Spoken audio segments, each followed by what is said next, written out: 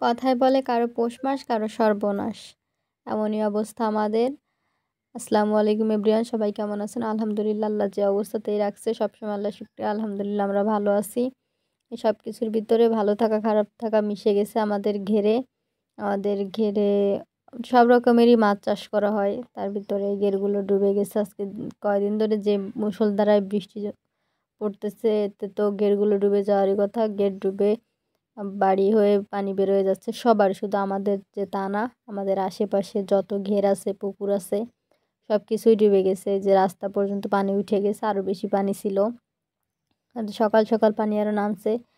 এখান থেকে যাদের মাছ বের হয়ে গেছে তাদের তো বুঝতেই পারতেছে মনের কি কন্ডিশন। আর যারা মাছ ধরতেছে তাদের তো পৌষ মাস, আর যাদের মাছ বের হয়ে গেছে তাদের তো সর্বনাশ। মানুষের অনেক মাছ বের হয়ে গেছে, অনেক, কেউ 3 কেজি 4 কেজি 5 কেজি করেও মাছ ধরতেছে। তো আমাদের বের হয়ে গেছে, তো আমাদের একটু বেশি খারাপ লাগতেছে। তো খারাপ লাগলে কি করার, আল্লাহ উত্তম পরিকল্পনাকারী, সে যেটাই ভালো মনে করতেছে সেটাই করতেছে। আর সিলেট অঞ্চলের মানুষ তো আরও বেশি খারাপ আছে আমাদের থেকে।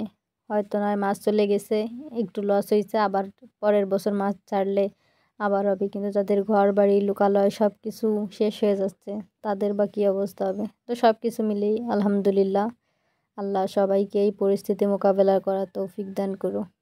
আমিন।